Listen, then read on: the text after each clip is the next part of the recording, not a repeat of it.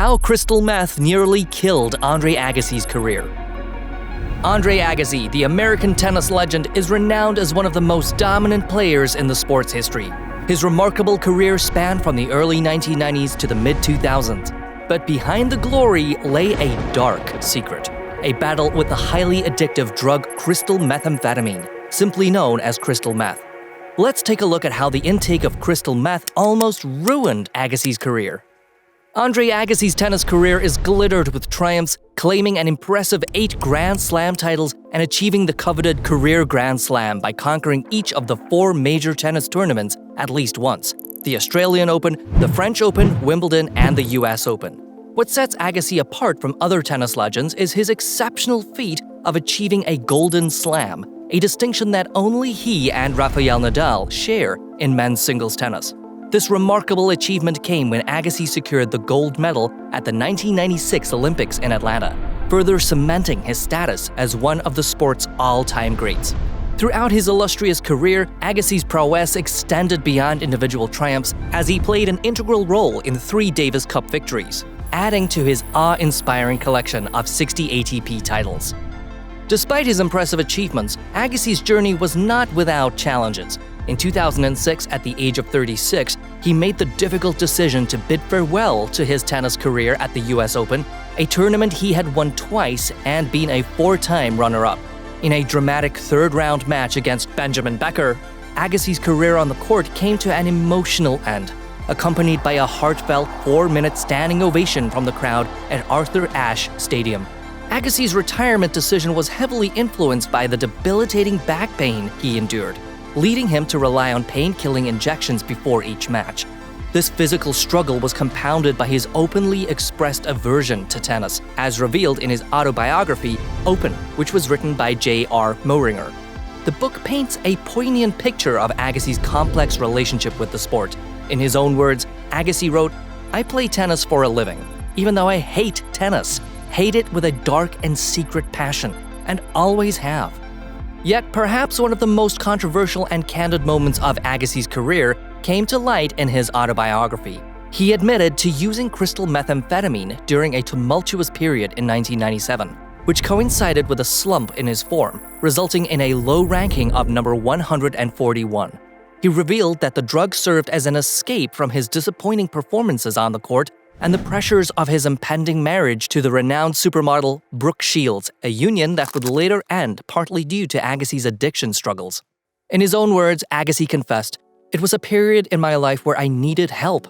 The tennis star even acknowledged lying to the ATP, the governing body of tennis, to conceal his drug use and evade a potential ban. In his revealing autobiography, Open, Andre Agassi opened up about his harrowing encounter with substance abuse.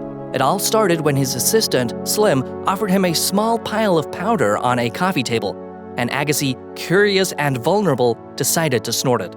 The drug's effects took hold, leading him down a path of regret and sadness, but also engulfing him in a powerful wave of euphoria, making him feel alive and hopeful like never before.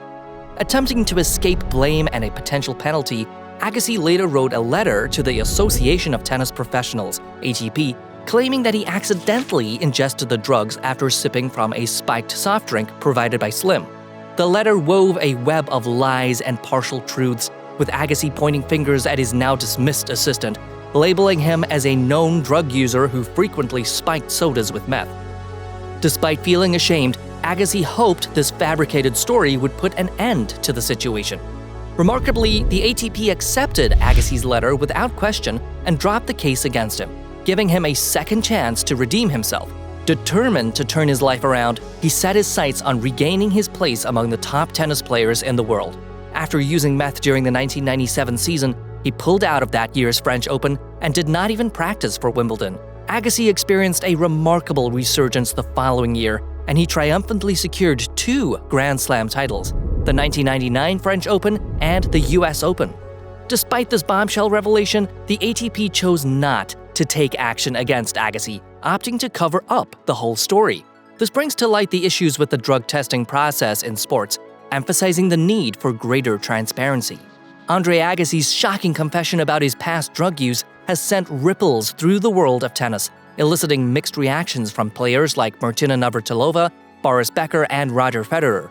While some are surprised by the revelation, others are bewildered by his decision to come clean now. Rafael Nadal said, "To me, it seems terrible. Why is he saying this now that he is retired? It's a way of damaging the sport that makes no sense. I believe our sport is clean, and I am the first one that wants that. Cheaters must be punished, and if Agassi was a cheater during his career, he should have been punished." Roger Federer, who beat Agassi in the final of the 2005 US Open, also spoke of his sadness at the 8 times major winner's admission in his autobiography. Federer said, "It was a shock when I heard the news. I am disappointed, and I hope there are no more such cases in future. Our sport must stay clean." However, Agassi found support at home with fellow American and 2009 Wimbledon finalist Andy Roddick, saying that Agassi remained his hero despite the revelations. Roddick was one of the many compatriots who remained unfazed by Agassi's admissions. Roddick wrote on his Twitter page, "Andre is and always will be my idol. I will judge him on how he has treated me and how he has changed the world for the better." Reflecting on the fallout from his revelations, Agassi admitted to understanding the shock, anger, and disappointment that his fans and peers might have felt. He acknowledged that he, too, had experienced those emotions over the years. However, what haunted him the most was the fact that he had lied about his drug use. Agassi sought to clarify that crystal methamphetamine wasn't a performance enhancer for him. Rather, it helped to clear his mind and handle the pressures he had at that time. In his view, the drug was a lesser offense in terms of the sporting moral code compared to something that would illegally boost his on-court performance. Beyond crystal meth and some experimentation with marijuana as a teenager, Agassi asserted that he had never used any other drugs. Despite earning immense wealth through $30 million in prize money and lucrative endorsements, his life was plagued by isolation, loneliness, and misery. Agassi traces these hardships back to his father, an Iranian immigrant and former Olympic boxer who pushed him into tennis, a sport he despised. Growing up, Agassi's life revolved around his father's dreams of him becoming a successful tennis star. Enduring grueling training sessions, including facing a psychopathic ball-hurling machine, Agassi's path to success was paved with a forced devotion to the sport.